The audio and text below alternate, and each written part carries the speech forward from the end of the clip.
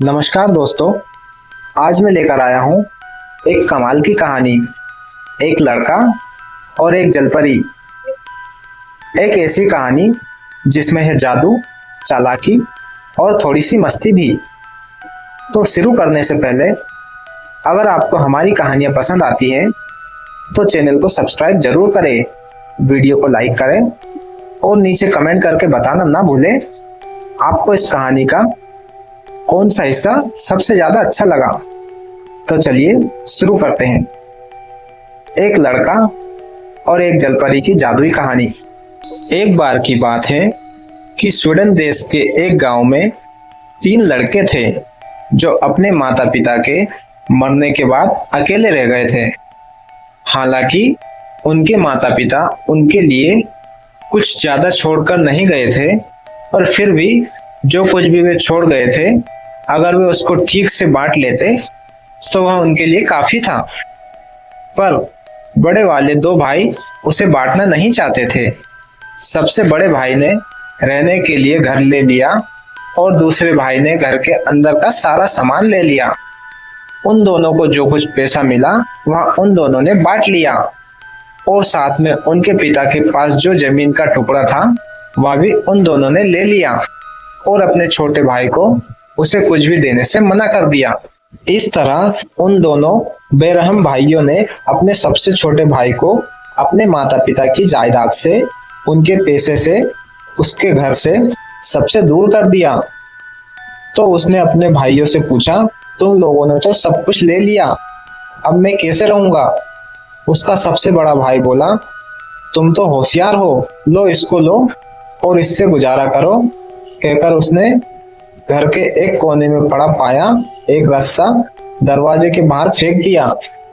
छोटे भाई ने सोचा कि यह रस्सा तो बड़े काम की चीज है, सो उसने वह रस्सा उठाया और उसको लेकर वहां से चल दिया। चलते चलते वह एक जंगल में आया। वहां उसने उस रस्से के एक हिस्से को खोलकर उसकी कई छोटी रस्सियां बनाई। फिर उसने उनको एक खास तरीके से जोड़कर एक छोटी रस्सी बनाई, एक बीच के साइज की रस्सी बनाई और एक लंबी रस्सी बनाई। वह लड़का छोटी वाली रस्सी से छोटे साइज का फंदा बनाकर छोटी साइज की गिलहरी पकड़ता, बीच के साइज की रस्सी का बीच का फंदा बनाकर बीच के साइज के जानवर पकड़ता, जैसे कि खरगोश। फिर वह लड़का जंगल में एक झील के किनारे पहुंच गया। वहां उसने एक अंधेरी गुफा में एक बड़ा भालू जाता देखा। तो उसने अपनी लंबी वाली रस्सी निकाली और भालू पकड़ने के लिए उसका एक बड़े साइज का जाल बनाने बैठ गया। जैसे ही वहां बड़ा जाल बनाने के लिए झील के पास बैठा कि एक जलपरी पानी में से बाहर निकली, तो उसने उसको देखा, पर वह यह नहीं जान सकी कि वह लड़का कर क्या रहा था। वह बूढ़ी जलपरी पानी में से बाहर निकलकर उस लड़के के पास आने और उससे बात करने के लिए या उसको खाने के लिए काफी बड़ी और काफी भारी थी, और वह लड़का पानी के बाहर बैठा था। सो वह बूढ़ी जलपरी फिर से पानी के अंदर चली गई और वहां से अपने बेटे को यह देखने के लिए भेजा कि उसका बेटा वहां जाकर यह देखकर आए कि वह लड़का उस रस्सी से क्या कर रहा था। उसका वह बेटा इतना छोटा था कि वह झील के किनारे आसानी से घूम सकता था। सो वह झील के बाहर निकला और उस लड़के से पूछा कि वह रस्सी से क्या कर रहा था। इस पर लड़के ने उसको चिढ़ाया कि वह एक ऐसा जाल बना रहा था जिससे कि वह पूरी झील को बांध सके। इससे फिर कोई ना तो उसकी इजाजत के बिना झील के अंदर जा सकेगा और ना ही इसकी इजाजत के बिना झील के बाहर आ सकेगा। जलपरी का बेटा तुरंत ही झील में वापस चला गया और जो कुछ उस लड़के ने उससे कहा था अपने पिता को जाकर बताया। पिता को यह सुनकर चिंता हुई। वह बोला, अगर कोई झील में आ जा नहीं सकेगा तो हम खाना कैसे खाएंगे? तुम ऊपर जाओ और उस लड़के से कहना कि वह तुमको पेड़ के ऊपर दौड़कर पकड़े। जब तुम पेड़ के ऊपर पहुंच जाओ तो उसके वहां आने का इंतजार करना, और जब वह ऊपर आकर तुमको पकड़े तो उसको झील में धक्का दे देना, हम उसको नाश्ते में खा लेंगे।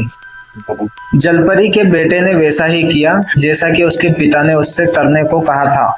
वह वापस लड़के के पास गया और उसको पेड़ पर चढ़ने और उसको पकड़ने के लिए ललकारा। लड़का बोला कि अभी उसको बहुत काम है, इसलिए वह खुद तो अभी उसके साथ दौड़ नहीं सकता, पर उसका एक छोटा सा दोस्त था जो उसके साथ दौड़ सकता था। इतना कहकर उसने अपने जाल में फंसी एक छोटी सी गिलहरी खोली और उसको बोला, भाग गिलोरी भाग, 1 2 3 भाग गिलोरी भाग। वह गिलोरी तुरंत भागकर पास वाले पेड़ पर चढ़ गई और जलपरी का वह बेटा तो वहीं का वहीं खड़ा रह गया। वह बेचारा फिर अपने पिता के पास गया और जो कुछ हुआ था वह सुनाया। यह सुनकर उसके पिता ने उससे कहा, तुम फिर वापस जाओ और उससे फिर अपने साथ दौड़ लगाने को कहो, और जब वह तुम्हारे साथ दौड़ते दौड़ते थक जाए तो उसको झील में धकेल देना, फिर हम उसको थोड़ा थोड़ा करके खा सकते हैं। जलपरी का बेटा फिर चल दिया और उसने फिर उस लड़के को दौड़ के लिए ललकारा। वह लड़का बोला, मैंने तुमसे कहा ना कि मुझे अभी बहुत काम है, इसलिए मैं तुम्हारे साथ अभी नहीं दौड़ सकता, पर मेरा एक और छोटा सा दोस्त है जो तुम्हारे साथ दौड़ सकता है। कहकर उसने अपना पकड़ा हुआ एक खरगोश खोला और उसको उस लड़के के साथ दौड़ने के लिए भेज दिया। भाग खरगोश भाग, 1 2 3 भाग खरगोश भाग। और खरगोश तो जैसे ही खुला वैसे ही वह तेजी से भाग लिया।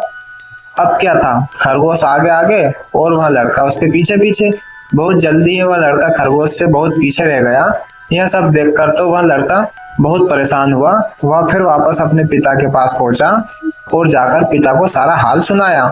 पिता ने कहा कि अब की बार जाकर तुम उसको कुश्ती के लिए ललकारो, और क्योंकि तुम मेरे बेटे हो इसलिए तुम बहुत ताकतवर हो, तुम जल्दी ही उसको जमीन पर पटक दोगे।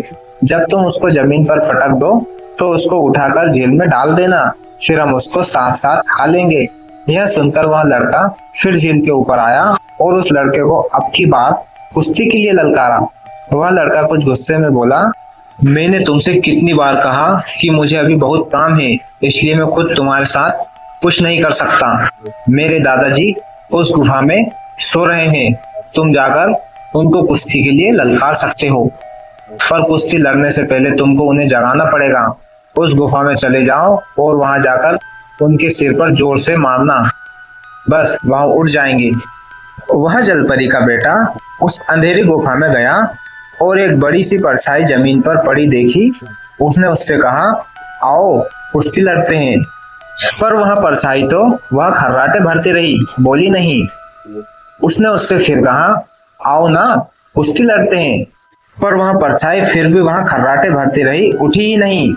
इस पर उसने उसका हाथ पकड़कर उसके कान पर मारा। इससे वह भालू जाग गया और अपने पिछले पैरों पर खड़ा हो गया। उसने उस जलपरी के बेटे को एक ही धक्के में गुफा के बाहर जंगल के पार वापस झील में फेंक दिया।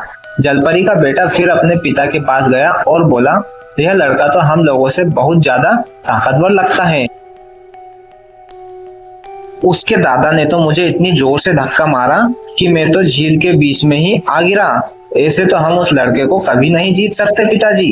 पिता ने कहा, ठीक है, तुम एक बार फिर उस लड़के के पास जाओ और उससे पूछो कि वह हम लोगों को यहाँ छोड़ने का क्या लेगा। हम नहीं चाहते कि वह हमारी झील को बांधे। वह बेटा फिर उस लड़के के पास गया और उससे पूछा कि वह उनको वहाँ छोड़ने का कितना पैसा लेगा। लड़के ने अपना टोप उतारकर उल्टा करके उसके सामने रख दिया और बोला, बस यह टोप भर दो। वह बेटा फिर से अपने पिता के पास दौड़ गया और वहां जाकर कुछ सिक्के बटोरने में उसकी सहायता करने लगा, जो सालों से झील की तली में इकट्ठे हो गए थे। इधर जब जलपरी का बेटा चला गया तब उस लड़के ने अपने टोप में एक छेद कर लिया और उस टोप को एक गहरे गड्ढे के ऊपर रख दिया। उधर जलपरी के बेटे ने जितने सिक्के वह सोच सकता था कि उस टोप को भरने के लिए काफी होंगे, उतने सिक्के बटोरे और झील के ऊपर आकर उस लड़के के टोप में डाले, पर वे तो बस उस टोप की तली ही ढक सके।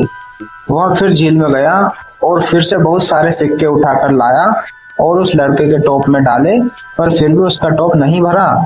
जलपरी के बेटे ने जाकर यह अपने पिता से कहा कि वह कई बार सिक्के उस लड़के के टोप में डाल चुका है, पर उसका टोप है कि वह तो भरता ही नहीं। उसके पिता ने कहा, उससे जाकर कहो कि हमारे पास इतना ही पैसा है। और यह कहकर उसने एक सिक्के भरा एक बैरल झील के किनारे पर फेंक दिया। बेटा फिर झील के ऊपर आया और उस लड़के से बोला, मेरे पिताजी कहते हैं कि हमारे पास इतना ही पैसा है, इसको ले लो और यहाँ से जाओ और हमको छोड़ दो। लड़के ने वायदा किया कि वह अब झील को नहीं बांधेगा और जलपरी का बेटा यह खुशखबरी लेकर तुरंत ही अपने पिता के पास दौड़ गया। उधर लड़के ने संभाल कर अपनी रस्सियों के सारे जाल समेटे ताकि उसमें कोई जानवर फंस ना जाए। फिर उसने अपना वहाँ सिक्के वाला गड्ढा मिट्टी से भर दिया और इस तरह से अपना कुछ पैसा वहाँ छिपा दिया। उसके बाद उसने अपना टोप अपने सिर पर रखा और सिक्कों से भरा वह बैरल लुढ़काता हुआ वह पैसा दिखाने के लिए अपने भाइयों के घर चला। उसके पास उतना सारा पैसा देखकर आश्चर्य से उसके भाइयों ने पूछा, तुमको इतना सारा पैसा कहाँ से मिला? उसने जवाब दिया, जानवर पकड़कर मुझे तो अपने माता पिता से केवल एक रस्सी ही मिली थी जो तुम लोगों ने मुझे दी थी। इस रस्सी से मैंने जानवर पकड़ने के लिए जाल बनाए और झील के पास जो जंगल है वहां जाकर जानवर पकड़े। वे दोनों एक साथ बोले, तो तुम यहाँ घर और जमीन ले लो और हमको यहाँ रस्सी दे दो। कहकर उन दोनों भाइयों ने कानूनी कार्रवाई करके वह घर और जमीन अपने छोटे भाई के नाम कर दी और वह रस्सी उससे खुद ले ली। रस्सी लेकर वे जंगल की तरफ चले गए ताकि वह जानवर पकड़ सके। उसके बाद वे फिर कभी अपने छोटे भाई को परेशान करने के लिए नहीं लौटे। हो सकता है कि वे अभी भी जंगल में जानवर पकड़ रहे हो या फिर झील की जलपरी के मेहमान बन गए हो या फिर उनको वह गुफा वाला भालू ही खा गया हो। कुछ भी हो सकता है ना? तो दोस्तों, कैसी लगी आपको एक लड़का और एक जलपरी की यह जादुई कहानी? कमेंट में जरूर बताएं। अगर आप होते उस लड़के की जगह तो क्या करते उस चालाक जलपरी से बचने के लिए? अगर कहानी पसंद आई हो तो वीडियो को लाइक करें, अपने दोस्तों के साथ शेयर करें और ऐसी मजेदार कहानियों के लिए चैनल को सब्सक्राइब करना बिल्कुल ना भूलें। फिर मिलेंगे एक नई और रोमांचक कहानी के साथ। तब तक के लिए धन्यवाद। बने रहिए हमारे साथ।